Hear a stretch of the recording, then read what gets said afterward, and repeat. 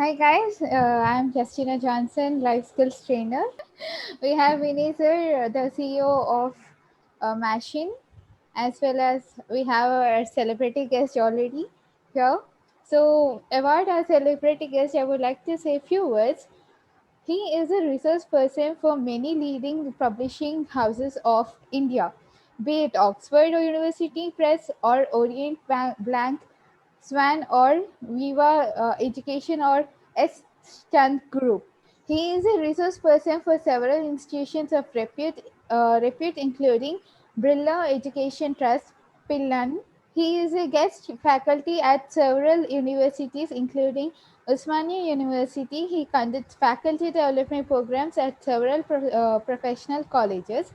He trains trainers of international schools on content enrichment, delivery mechanism, and technology integration in classrooms both in India and outside. He has published two books, Good Teaching in Action, as well as Let's Play the Game of Physics. He has doctorated in mathematics and qualifications in physics, English, and education. He has a professional level diploma in training and teaching from University of Cambridge. And we have here Mr. the great Ramakrishna Aduri sir here. So, sir, you're ready for the firing questions we are going to ask? Sir మీరు first of all ఈ training field ఎందుకు sir ఎంచుకున్నారు? My career is not that planned actually. Started my career as a teacher, and I was teaching in a school. In fact, that's how I began. And as I improved my qualifications, I moved to the college and I moved to university. And the training is it's more or less like teaching, but for the slightly the delivery mechanism varies. Teaching ki training ki చాలా దగ్గరగా ఉంటుంది సంబంధం. అయితే మన adult learning అది రెండింటికి same ఉంటుంది. మనం టీచింగ్ కనుక హయ్యర్ ఎడ్యుకేషన్ లో చేస్తున్నప్పుడు it is close to training. అయితే స్కూల్ టీచింగ్ కొంచెం డిఫరెంట్ గా ఉంటుంది. మనం we make sure that they have learned and all that. And adult learning లో మన రెస్పాన్సిబిలిటీ తక్కువ ఉంటుంది because they are motivated to learn. So training is more or less teaching adults. So that is much of a difference. So తర్వాత ఏమవుతుందంటే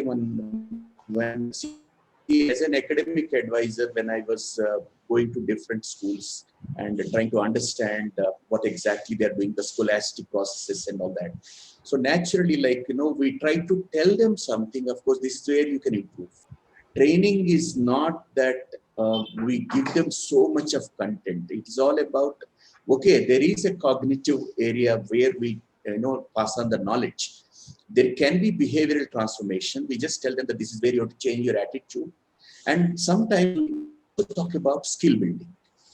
So all the three areas, of course, cognitive and affective and the skill building areas, when we are doing in a training, and it's mostly I found interest in that and started going to different schools, particularly international schools, and telling the teachers, of course, what exactly has to be done. Of course, because it's a very big area. And that's how I found interest. And later, of course, as you gain experience, you find a number of opportunities, number of places to visit, and different kinds of people, of course, understanding their potential and guiding them where exactly they can improve. Because different people, they have got different capacities and innate potential they have got. వాళ్ళకి మనకు కొంచెం చిన్న చిన్న corrections చేసుకుంటే వాళ్ళ ఏ డొమైన్లో they can excel in their fields.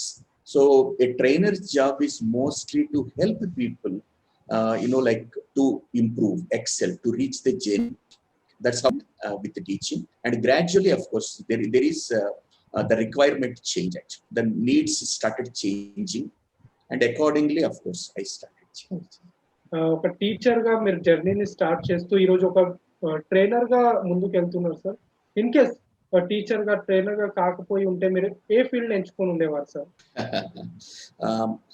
Steven Rudolf అనే ఒక థియరీ ఒకటి చెప్పారు. ఆ థియరీ ప్రకారం మనకందరికీ కూడా ఒక ఇన్హెరెంట్ గా అంటే ఒక స్వభావం ఉంటుంది. ఓకే, ఆయన దృష్టిలో 9 రకాల స్వభావాలు చెప్పారు. అందుకని చెప్పి మన నాలెడ్జ్ షేర్ చేసుకుంటాం అన్నది మన స్వభావం. సో అటువంటి కొంతమందికి అడ్మినిస్ట్రేటివ్ ఉంటుంది, కొంతమందికి అడ్వెంచర్ ఉంటుంది, కొంతమందికి ఎంటర్టైనింగ్ స్వభావం ఉంటుంది, కొంతమందికి ప్రొటెక్టివ్ నేచర్ ఉంటుంది, అంటే ఇతరులను రక్షించాలి అన్నది. అంటే ఇలా రకరకాల, కొంతమందికి సర్వ్ చేయాలి, కొంతమందికి హీల్ చేయాలి, అంటే వాళ్ళకి ఏదైనా ఆరోగ్యానికి ఇంప్రూవ్ చేయటానికి అనమాట. అంటే ఈ రకమైనటువంటి స్వభావాల్లో ఎడ్యుకేటివ్ అన్నది ఒక మనిషికి స్వతహాగా వచ్చే స్వభావం కాబట్టి నేను మరి ఇంకేదైనా చేసి ఉండేవాడినేమో. బట్ ఏదైనా నాలెడ్జ్ షేరింగ్, అది ఎందుకంటే అది మనకు ప్యాషన్ అంటుంటాం మనం, అంటే మనం ఏదైతే దాన్ని నచ్చి చేస్తుంటామో. సో ఈ ప్యాషన్, ఇప్పుడు కూడా నేను ఇంకొక మాట చెప్తాను, కొంతమంది కెరియర్ గురించి అడ్వైస్ ఇస్తుంటారు, అంటే అవతల వాళ్ళకి వాళ్ళు ఏమైతే బాగుంటుంది, ఏ రంగంలో వాళ్ళు రాణించగలుగుతారు అని చెప్పారన్నమాట. సో ఒక చిన్న మాట ఇక్కడ, అడ్వైస్ వేరు, కౌన్సిలింగ్ వేరు, గైడెన్స్ వేరు. అది కనుక మనకు అర్థమైనప్పుడు, ఎవరన్నా మన దగ్గరికి వచ్చినప్పుడు సరే నేను ఏ రంగంలో రాణిస్తానని వాళ్ళు తెలుసుకోవాలి, అంతేగాని ఎవరినో చూసి నేను డాక్టర్ అవుతాను, నేను ఇంజనీర్ అవుతాను అనేది రిడిక్యులస్ యాక్చువల్గా అనమాట. అంటే హోవర్డ్ గార్డెనర్ థియరీ ప్రకారం మనకందరికీ ఉండేటువంటి ఒక మేధో సంపత్తి ఉంటుంది, ఇంటెలిజెన్స్ అంటాం, మల్టిపుల్ ఇంటెలిజెన్స్. తర్వాత మన స్వభావం ఉంటుంది, అంటే మల్టిపుల్ నేచర్. ఈ రెండిటికి అనుసంధానం చేస్తూ మనం ఏదైతే మన వృత్తి అని మనం ఎంచుకుంటామో ఆ వృత్తి మనకి ప్యాషన్ గా ఆ మారినప్పుడు మనం ఎంజాయ్ చేస్తాం. అంటే మన వృత్తి ప్రవృత్తి ఈ రెండు కలిసినప్పుడు ఆ రంగంలో మనం పైకి వెళ్ళేటువంటి అవకాశం ఉంది. అందుకని చెప్పి ఏంటంటే నాది నాలెడ్జ్ షేరింగ్. అందుకని ఈ రోజు నేను ఒక పుస్తకం చదువుతుంటాను, ఆ పుస్తకంలో ఏముంది నేర్చుకుంటానికి, ఓకే నేర్చుకుంటాం, నేర్చుకున్న తర్వాత అరే ఇది ఎవరికైనా చెప్తే బాగుంటుంది కదా, ఉపయోగం ఉంటుందేమో కదా అని చెప్పి. ఇప్పుడు నా సబ్జెక్ట్స్ చూస్తే కొంతమంది అడుగుతుంటారు, సార్ మీ సబ్జెక్ట్ ఏమిటి, మీరు అన్నిటి గురించి మాట్లాడేస్తుంటారు. అన్నిటి గురించి మాట్లాడటం అంటే ఒకే చెప్పటం నా పని, నేర్చుకుంటే స్వతహాగా. మా ఇంట్లో అందరు మా father teaching, grand father teacher, మా father in law teacher, wife teacher, mother in law teacher, ఇంకేం లేదు, ఇంట్లో ఉన్నదే నేర్చుకోవాలి. టీచర్ అన్న వాళ్ళకి ముఖ్యమైనది ఏంటంటే ఒక పుస్తకం చదివినప్పుడు అందులో అండర్లైన్ చేసుకుంటూ దాని సమ్మరీ రాసుకుంటూ ఆ పుస్తకంలో నేర్చుకుంటాం. నేర్చుకున్న తర్వాత దీన్ని అందరు అర్థం చేసుకోలేరు ఆ పుస్తకాన్ని. నేను ఎలా అనుకుంటానంటే ఇది చాలా సింపుల్ గా నేను చెప్పగలుగుతానా ఎవరికైనా, వేరే వాళ్ళకి, అంటే వాళ్ళకి అర్థమయ్యేటట్టుగా వాళ్ళ స్థాయికి వచ్చి మనం గనక చెప్పటం. ఒక ట్రైనర్ పని అదే, అంతకంటే ఏం లేదు. మనకున్నటువంటి స్కిల్స్ ఏవైతే ఉన్నాయో, నైపుణ్యాలు ఏదైతే ఉన్నాయో, మనము ఎవరికి అవసరమో అవి వాళ్ళకి మనము వాళ్ళ స్థాయికి తగ్గట్టుగా చెప్పగలుగుతాం లేదా. సో నా స్వభావం నాలెడ్జ్ షేరింగ్. సో అందుకని నేను ఇది అవ్వకపోతే ఏమవుతానంటే పోనీ ఇంకెక్కడైనా టీచింగ్ చేస్తానా, ఇంకెక్కడైనా ఏదైనా ప్రవచనాలు చెప్తామో, లేకపోతే ఇంకెక్కడైనా ఏదైనా, అన్ని కూడా రిలేటెడ్ ఫీల్డ్స్ ఉంటాయి అదనమాట. అందుకని ఫస్ట్ బట్ చెప్తాను అంటే కుదరదు, అక్కడ చెప్పడానికి ముందు మన దగ్గర ఉండాలి. సో నేర్చుకుంటాం అనేది ఫస్ట్ ఉండేటైతే మనము నేర్చుకున్నది అవతల వాళ్ళకి చెప్పగలుగుతాం. అంతేగాని నేను నేర్చుకోకుండా ఈ రోజు నేను ఎఫెక్టివ్ పబ్లిక్ స్పీకింగ్ అంటే నాకు నవ్వు వస్తుంది. నీ దగ్గర ఏముందని నువ్వు స్పీచ్ ఇస్తావు? నువ్వు ముందు నేర్చుకోవాలి.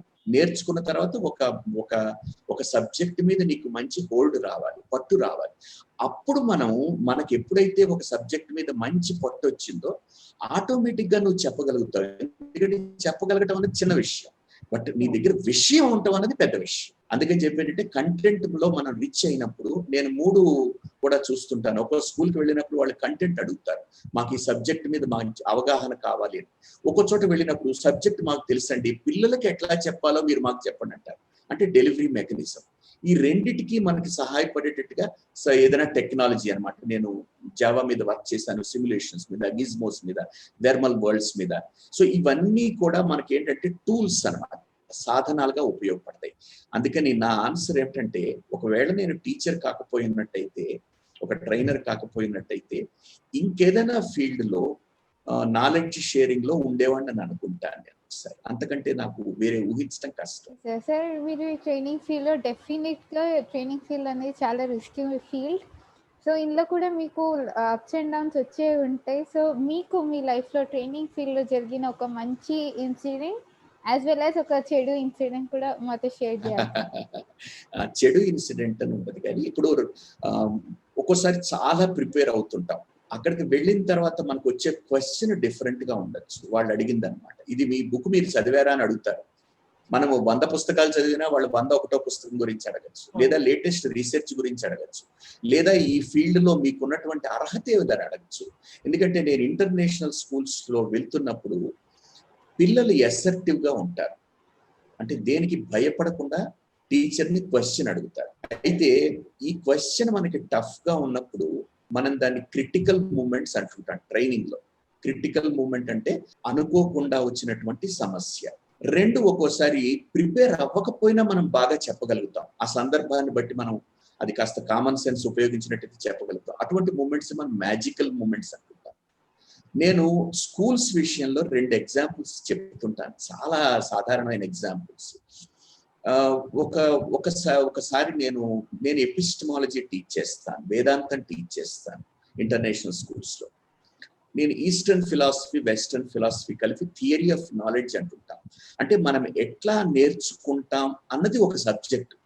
ఇంటర్నేషనల్ బెక్లారియేట్ చేసేటువంటి వాళ్ళకి, డిప్లొమా ప్రోగ్రామ్ ఉన్న వాళ్ళకి దాని మీద లెక్చర్స్ నేను ఇస్తుంటాను. ఒక 1 వీక్ 10 days ఇచ్చిన తర్వాత వి అడ్మినిస్టర్ టెస్ట్.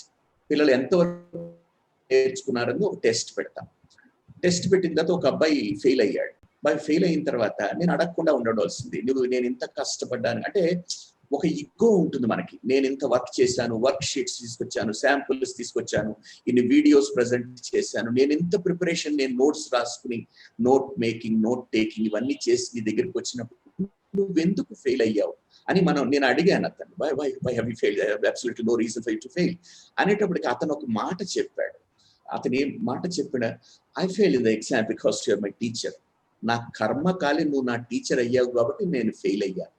వాళ్ళు ఇట్లానే మాట్లాడతారు, ఎందుకంటే దాన్ని మనం యాక్సెప్ట్ చేయాలి. I fail in the exam because you are my teacher. నాకు నా రాత బాగోక నువ్వు నాకు టీచర్ గా దొరికావు కాబట్టి నేను ఫెయిల్ అయ్యాను.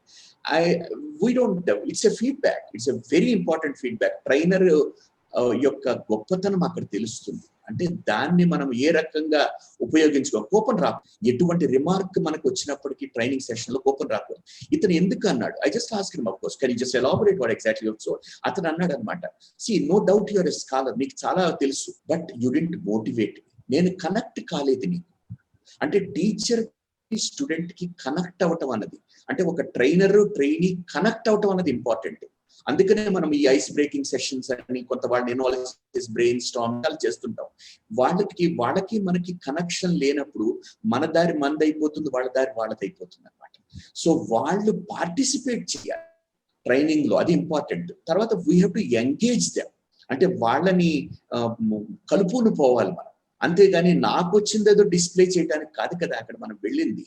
సో అతను ఏం చెప్పాడంటే, I was not connected and that's the reason of course I fail. అది కరెక్ట్ రీజన్ అనమాట. నాకు తర్వాత అర్థమైంది, మనం వెళ్ళేటప్పుడు మధ్య మధ్యలో చెక్ చేసుకుంటూ ఉండాలి. మీరు నాతో ఉన్నారా? Are you getting along with me? Are you participating? మీకు ఏమైనా క్వశ్చన్స్ ఉన్నాయా? అడిగిన ఆ ఫ్రీడమ్ వాళ్ళకి ఇవ్వాలన్నమాట. ఒక రెండవ ఎగ్జాంపుల్ చెప్తాను. నేను ఒక సెషన్ లో ఉన్నప్పుడు ఒక టీచర్ ఒక ఆమె అడిగారు, sir it's nice listening to you, can you come and teach in my class? Sir మీరు చెప్పేది చాలా బాగుంది, కానీ నా క్లాస్కి వచ్చి పాఠం చెప్తారా ఒకసారి? ఎందుకంటే నేను తెలుసుకోవాలనుకుంటున్నాను మీరు ఎట్లా పాఠం చెప్తారో, మీరు నా క్లాస్కి వచ్చి చెప్పండి. నేను సరే అని చెప్పి, ఏమండి ఏ క్లాస్ టీచ్ చేస్తారా? I teach grade 2 science. చిన్నపిల్లలు 2వ తరగతి సైన్స్ చెప్తారంటే నేను I don't mind of course teaching, నేను వస్తాను ఈ క్లాస్కి వస్తాను. వెళ్ళాను క్లాస్కి. వెళ్ళిన తర్వాత నేనేదో బోర్డు మీద రాశాను, living things move and non living things do not move అని ఏదో అందరు టీచర్ లాగా రాస్తే, ఒక చిన్న పిల్ల లేచి అడుగుతుంది, sir how about a fan and a aeroplane, are they living or non living? They are moving. అంటే మనం 20 ఏళ్ల బట్టి చెప్పేది తప్పు అన్నమాట, కదిలేవన్నీ సజీవులు కాదు కదా. అట్లా పిల్లలు ఒక్కోసారి ఏడిపిస్తారు క్లాస్ లో మనల్ని. రెండోది ఏదో బోర్డు మీద రాశాను నేను, living things grow and non living things do not grow. సజీవులు అయితే వృద్ధి చెందుతాయి, నాన్ లివింగ్ థింగ్స్ పెరగవు అని చెప్పి. మళ్ళీ ఇంకొక ప్రశ్న అక్కడి నుంచి, I want to ask a question. Can I ask now? I said, yes, you can ask me now. A పిల్ల అంటుంది, sir, before I left for the vacation, the building had 3 floors. I came in the month of June, I found the 4th floor. ఇదివరకు 3 ఫ్లోర్లు ఉండేవి, నేను తిరిగి సెలవుల తర్వాత వచ్చిన తర్వాత 4వ ఫ్లోర్ వచ్చింది. బిల్డింగ్ పెరిగింది కదా, అది లివింగా నాన్ లివింగా? సో మళ్ళీ నేను ఇన్నాళ్ళ నుంచి చెప్తున్నది తప్పు కదా. అంటే ఇదేమవుతుందంటే, ఇటువంటి క్వశ్చన్స్ పిల్లలు అడిగినప్పుడు మనం స్టాఫ్ రూమ్కి వెళ్ళి ఏడవాలి, ఇన్నాళ్ళు తప్పు చెప్తున్నాను కదా నేను అని చెప్పి. అందుకని పిల్లలకి ఎప్పుడైతే క్వశ్చనింగ్ మనం అలవాటు చేస్తామో వాళ్ళు మనల్ని వారానికి ఒకసారి స్టాఫ్ రూమ్ లో ఏడిపిస్తారు. ఇంత దరిద్రంగా చెప్తున్నానా నేను, ఇన్నాళ్ళు నాకు ఇది చేత కాలేదా ఇటు అంటే ఒక రూల్ మనం చెప్తున్నప్పుడు ఎక్సెప్షన్స్ చెప్పాలి. అంటే నేను ఒక ఇన్స్ట్రక్షన్ ఇస్తున్నప్పుడు పిల్లలకి అందులో క్లారిటీ ఉండాలి.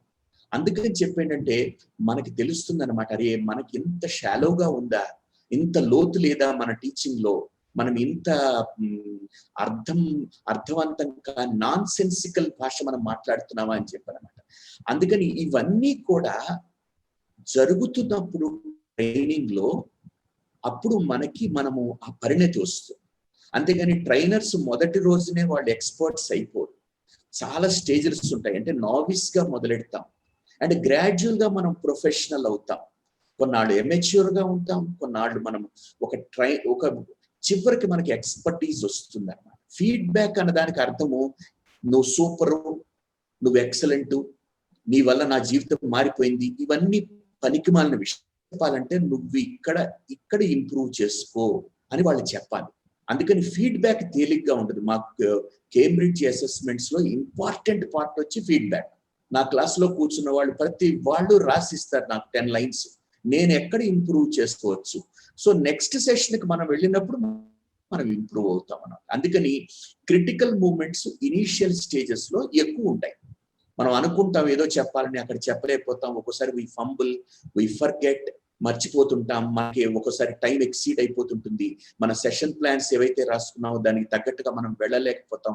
సో ఇవన్నీ కూడా మెల్లిమెల్లిగా అనుభవం వచ్చే కొద్ది కూడా ఇంకా మ్యాజికల్ మూమెంట్స్ అంటుంటారా, sometimes they are so wonderful. అంటే మనకి గుడ్ మూమెంట్స్ మీరు ఎప్పుడైతే అన్నారో, ఒక్కోసారి మన క్లాస్ లో పెద్ద ఎక్స్పర్ట్స్ కూర్చుంటారు, మామూలు వాళ్ళు కాదు. పర్టికులర్ గా నేను కొన్ని ప్లేసెస్ కి వెళ్తున్నప్పుడు వాళ్ళు హైలీ డెకరేటెడ్ ఆఫీసర్స్ ఉంటారు. అంటే హైలీ డెకరేటెడ్ ఆఫీసర్లు అంటే పరమ విశిష్ట సేవా మెడల్స్, అతి విశిష్ట సేవా మెడల్స్ వచ్చిన ఆర్మీ ఆఫీసర్స్, రిటైర్డ్ మేజర్స్, వాళ్ళందరూ వాళ్ళ రంగాల్లో నిష్ణాతులైన వాళ్ళు మన తరగతి గదిలో కూర్చుంటే వాళ్ళు కూడా ఎంజాయ్ చేస్తుంటే మనకు అంతకంటే వేరే కావాల్సిన. అందుకని మనకి చప్పట్లు కొట్టేది ఎవళ్ళు అన్నది చాలా ముఖ్యం. పనికిమాలిన చప్పట్లు, విజిల్స్ చాలా వస్తాయి, ఆ సినిమా డైలాగ్ లేవో కొడితే వస్తాయి. అవి మనం ఎప్పుడు కూడా మనం ఒక ట్రైనర్ గా మనం దాన్ని పెద్ద సీరియస్ గా పట్టించుకోకూడదు. ఎందుకంటే వాళ్ళకి ఫీడ్బ్యాక్ ఇచ్చే అర్హత లేదు. మనకి ఫీడ్బ్యాక్ ఇచ్చేది నా రంగాల్లో నిష్ణాతులైన వాళ్ళు, అనుభవం ఉన్న వాళ్ళు ఎవరన్నా ఒక మాటని నువ్వు బాగా చెప్పావు కానీ ఇక్కడ ఇంప్రూవ్ చేసుకో అని ఎవరన్నా అంటే అది మనకి వాల్యుబుల్ ఫీడ్బ్యాక్ అవుతుంది. సో ప్రతి ట్రైనర్ కి కూడా మీరు అడిగినట్టు క్రిటికల్ మూమెంట్స్ ఉంటాయి, మ్యాజికల్ మూమెంట్స్ ఉంటాయి. ఇవి సర్వసాధారణం. సార్, మీరు టీచర్ గా కెరియర్ ని స్టార్ట్ చేశారు, తర్వాత ట్రైనర్ గా మీరు ఇప్పుడు చాలా వందల సెషన్స్ ఇస్తున్నారు కదా సార్. సో ట్రైనింగ్స్ కి వచ్చేసరికి మీరు you are very good public speaker. So public speaking పైన కానీ, లేదంటే మైండ్ పవర్ మీద కానీ, లేదంటే మెమొరీ మీద కానీ, లేదంటే ఇలా చాలా ఫీల్డ్స్ లో ట్రైనింగ్స్ ఇవ్వచ్చు. అయినప్పటికీ కూడా మీరు ఫ్యాకల్టీ డెవలప్మెంట్ ట్రైనర్ గానే ఎందుకు కొనసాగుతున్నారు సార్? ఇప్పుడు ఇక్కడ పబ్లిక్ స్పీకింగ్ కి ట్రైనింగ్ కి చాలా డిఫరెన్స్ ఉంది. స్పీకింగ్ లో mostly it is one way. ఒకసారి మనం 2 వే ఉంటుందని అనుకున్నప్పటికీ కూడా మన ఇంటరాక్షన్ ఉండదు. పబ్లిక్ స్పీకింగ్ లో ఇంటరాక్షన్ తక్కువ. ఇన్ఫాక్ట్ ట్రైనింగ్ లో మనము పాసివ్ గా ఉంటాం, అది గుర్తుపెట్టుకోవాలి. అంటే మనం అంత యాక్టివ్ గా ఉండేది కాదు, మన పార్టిసిపెంట్స్ యాక్టివ్ గా ఉంటారు.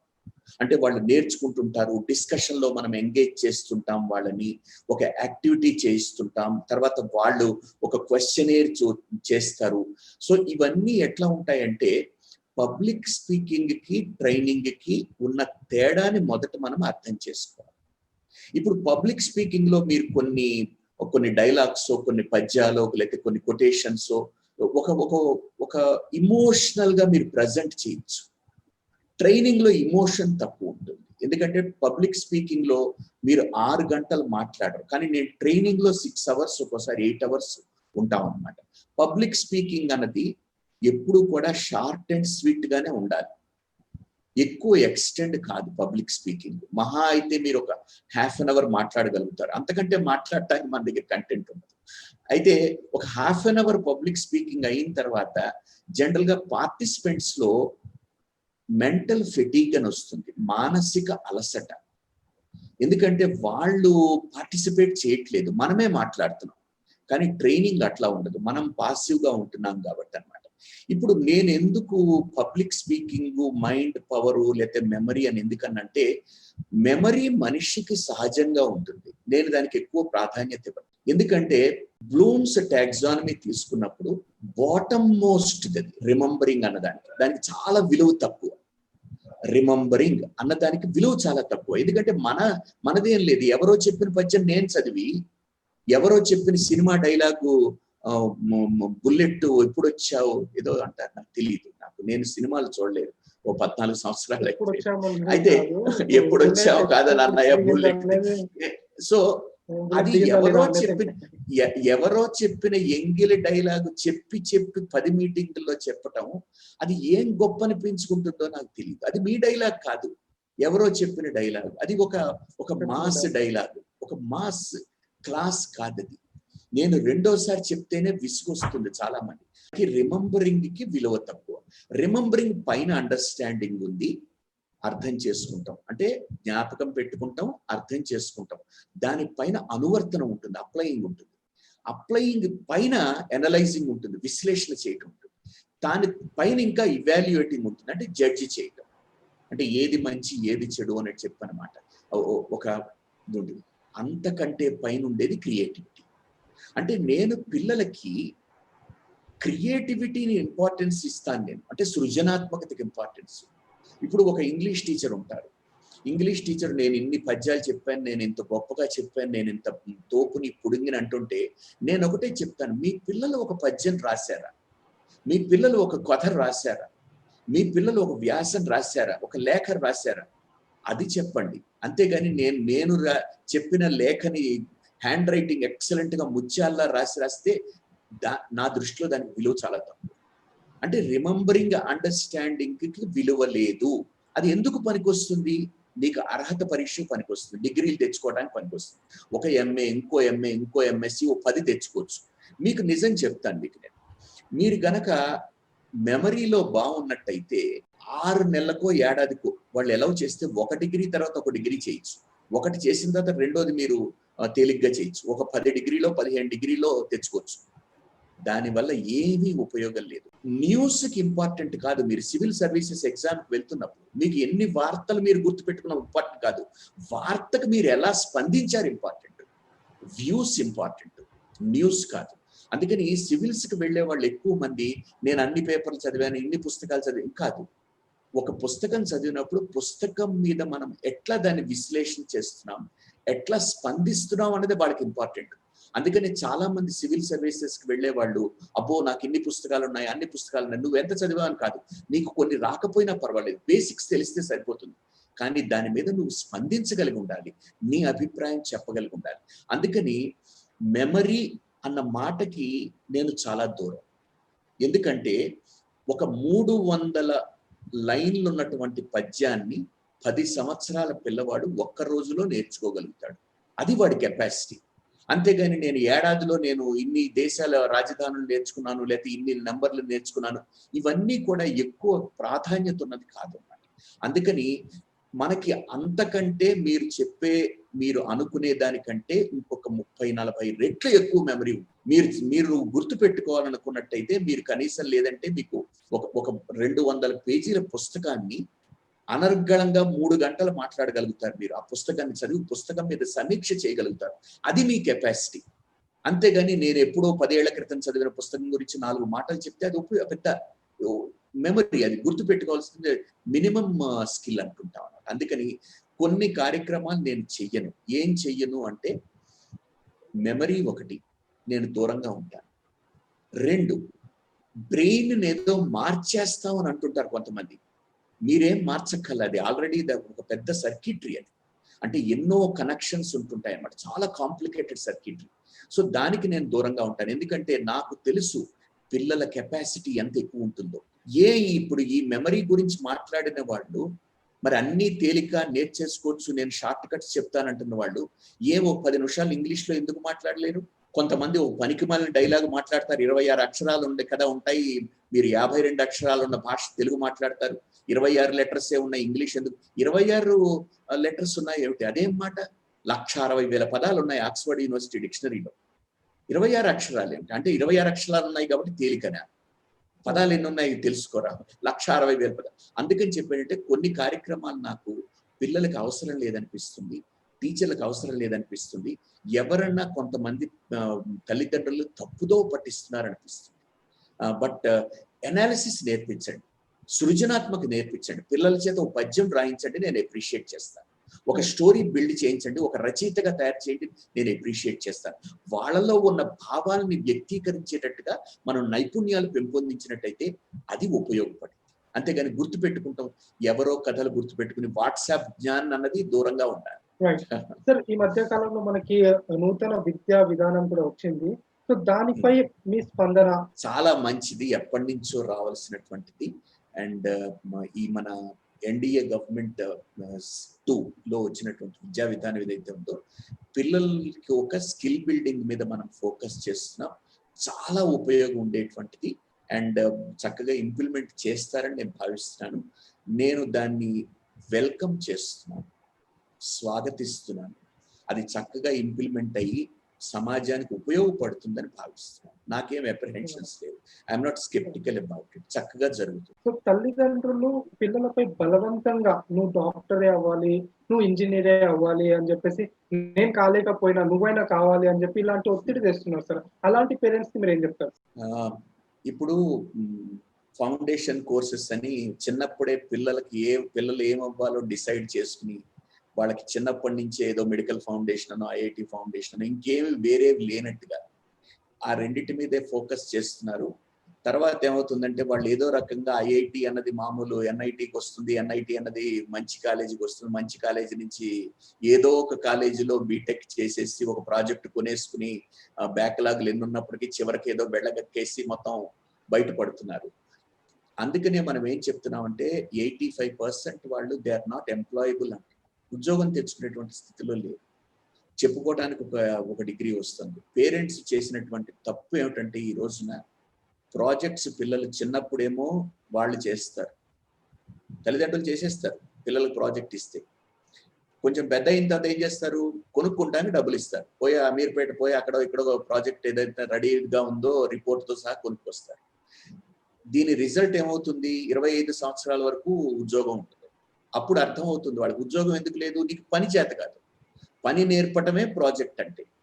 పని నేర్చుకోలేదు పిల్లవాడు చదువుకుంటున్నప్పుడు, చదువుకి పనికి సంబంధం లేదన్నట్టుగా చదువుకున్నాడు, డిగ్రీ తెచ్చుకున్నాడు, కానీ పని నేర్చుకోలేదు. దానివల్ల ఏమవుతుంది, పిల్లలకి 25 సంవత్సరాలు కొడుకు వచ్చిన తర్వాత వాడు డబ్బులు అడుగుతాడు, బైక్లో పెట్రోల్ పోయిస్తావా, లేకపోతే నాకు ఏదైనా ఫోన్ రీఛార్జ్ చేయిస్తావా, లేకపోతే గర్ల్ ఫ్రెండ్కి ఐస్ క్రీమ్ కొనడానికి డబ్బులు ఇస్తావా. అప్పుడు అర్థమవుతుంది పేరెంట్స్కి వాళ్ళు చేసినటువంటి పొరపాటు ఏదైతే ఉందో. 25 సంవత్సరాలు వచ్చిన తర్వాత పిల్లవాడు తల్లిదండ్రుల మీద ఆధారపడినప్పుడు అర్థమవుతుంది. అది చూసి మిగిలిన తల్లిదండ్రులు బుద్ధి తెచ్చు. Sir, in another 10 minutes we are going to end our session. So session end చేసే ముందు ఈ కాలంలో ప్రెసెంట్ ఉన్న ఆన్లైన్ స్టూడెంట్స్ కి మీరు ఇచ్చే సలహా ఏంటి సార్? ఇప్పుడు ఆన్లైన్ సెషన్ కి ఆఫ్లైన్ కి పెద్ద తేడా ఉంది. ఆన్లైన్ సెషన్స్ లో కూడా కొంతమంది టీచర్లు ఈవెన్ మోంటాజ్ కూడా చేస్తున్నారు, అంటే వీడియోలన్నీ కలిపి ఎడిట్ చేసి బ్రీఫ్ గా వీడియోస్ ప్రజెంట్ చేయడం వరకు వచ్చింది. సో ఆన్లైన్ టీచింగ్ మన దగ్గర ఉండబోతోంది, ఇది టెంపరరీ ఫినామినన్ కాదు, శాశ్వతంగా మనకి ఆన్లైన్ ఉంటుంది. ఐరింగ్ అనే అతను చెప్తాడు, ఇంకొక 5 సంవత్సరాల్లో 50% of the American universities go bankrupt, నష్టాల్లోకి పోతాయి, మూత పడతాయి అమెరికన్ యూనివర్సిటీస్. అందుకని ఎందుకంటే ఆన్లైన్ టీచింగ్ ఎక్కువైనప్పుడు ఎవరు క్యాంపస్కి వెళ్తారు, అంత డబ్బు ఖర్చు పెట్టుకుని మనం ఓవర్సీస్ పోయి అక్కడ నేర్చుకుంటానికి. అందుకని ఆన్లైన్ టీచింగ్ ఇంపార్టెన్స్ పెరుగుతుంది. కాబట్టి తల్లిదండ్రులు అందరూ కూడా ఒకటే గుర్తుపెట్టుకోవాలి, మహా అయితే మనకి బ్లెండెడ్ లెర్నింగ్ వస్తుంది. బ్లెండెడ్ లెర్నింగ్ అంటే 2 రోజులు స్కూల్కి వెళ్ళి 4 రోజులు ఇంట్లో చదువుకోవాలి, అంతే తప్పితే నేను ఇదివరకు లాగా 6 రోజులు స్కూల్కి వెళ్ళి 8 గంటల స్కూల్లో కూర్చుంటానన్న పరిస్థితులు లేవు ఇప్పట్లో. ఇంకొక 2-3 సంవత్సరాలు చెప్తున్నాను, మళ్ళీ 2-3 సంవత్సరాలు ఆన్లైన్ టీచింగ్ ఉంటుంది, బ్లెండెడ్ లెర్నింగ్ ఉంటుంది. పిల్లవాళ్ళు మహా అయితే 2 రోజులే స్కూల్కి వెళ్ళగలుగుతారు. ఫిజికల్ ఇంటరాక్షన్ తక్కువ ఉంటుంది, సోషల్ డిస్టెన్సింగ్ ఇక తప్పదు మనకి. అందుకని చెప్పానంటే ఆన్లైన్ టీచింగ్ మీద మనం వదిలిపెట్టకుండా ఇంట్రెస్ట్ పెంచుకుని పిల్లలు చదువుకునేటట్టు చేయాలి తల్లిదండ్రులు. ఏ మాత్రం పిల్లలు చదువు అశ్రద్ధ చేసి కొంత గ్యాప్ వచ్చినా దాన్ని బిల్డ్ చేయటం కష్టం అవుతుంది. అందుకని చెప్పి సెషన్ ఎండ్ అయ్యే ముందు అటువంటి తల్లిదండ్రులు ఎవరన్నా ఉంటే పిల్లల్ని ఆన్లైన్ లెర్నింగ్కి అలవాటు చేయండి, ఎంకరేజ్ చేయండి. అంతేగాని ఇక్కడేం నేర్చుకుంటున్నావు లేదు, స్కూల్ తెరిచిన తర్వాత నేర్చుకుంది కానీ అని చెప్పి అన్నట్టయితే ఇంకో 2-3 సంవత్సరాలు మీ పిల్లలకు చదువు ఉండదు. తర్వాత చదువుకున్నా ఒకటే, చదువుకోపోయినా ఒకటే. ఎందుకంటే దానికి మళ్ళీ వాళ్ళు ఊరికే వెళ్ళి రావటం తప్పితే ఏం ఉండదు. అందుకని చెప్పి ఆన్లైన్ లెర్నింగ్ మన దగ్గర it is going to stay. All the parents should necessarily encourage their children to learn online. ఇంకా తప్పదు, ఇంకా హైయర్ ఎడ్యుకేషన్. సెషన్ ఎండ్ చేసే ముందు సో విద్యార్థులకు కానీ లేదంటే బోధకులకు కానీ లేదంటే తల్లిదండ్రులకు కానీ మీరు ఇచ్చే ముఖ్య సలహా సార్? నా సలహాలు ఇచ్చేంత పెద్దవాడిని అనుకోవట్లేదు. అక్కడ ఒకటే కదా, నేను అందరికీ చెప్తుంటాను, life is not a rehearsal, it's a one time show. జీవితం అంటే నేను ఏదో రిహార్సల్ ఆడి తర్వాత స్టేజ్ ఎక్కుతానంటే కాదు. మనం అందరం స్టేజ్ మీద ఉన్నాం. అందుకని చేసేది ఏదైనా ఉంటే మంచిగా చేయాలి. ప్రతి క్షణం కూడా మనం వాల్యుబుల్ మూమెంట్ కాబట్టి అది టీచర్కి అయినా స్టూడెంట్ అయినా లేకపోతే పేరెంట్స్ అయినప్పుడు కూడా ఏం నేర్చుకున్నాం, ఏ రకంగా మనం ఇతరులకు ఉపయోగపడుతున్నాం, ఏం సాధించావు అనేది ఉండాలి. అంతే తప్పితే మనకి దీనికి ఏదో రివార్డులు కావాలి, మనం ఎవరో మెచ్చుకోవాలి అవసరం లేదు. మనకి తృప్తి ఉంటే సరిపోతుంది. Thank you very much. Yes sir. Sir చాలా చాలా చాలా తక్కువ టైంలో మీరు చాలా ఇన్ఫర్మేషన్ మాతో షేర్ చేశారు. పర్సనల్గా I learn a lot from the session. Thank you so much for that sir. And మీతో సెషన్ చేయడం మాకు వచ్చిన ఒక అదృష్టం అని నేను ఫీల్ అవుతున్నాను. So thanks a lot sir. ఇక్కడ వచ్చి మాతో మీ వాల్యుబుల్ టైం నుంచి, మీ బిజీ స్కెడ్యూల్ నుంచి మా కోసం కొంచెం టైం తీసి మాతో వచ్చి మా ఆడియన్స్కి కూడా చాలా విషయాలు షేర్ చేసినందుకు చాలా చాలా థ్యాంక్ యూ సార్. అలాగే to all the audience out there, thank you so much for joining us today on our sessions. We'll see you soon with another celebrity guest on coming Sunday.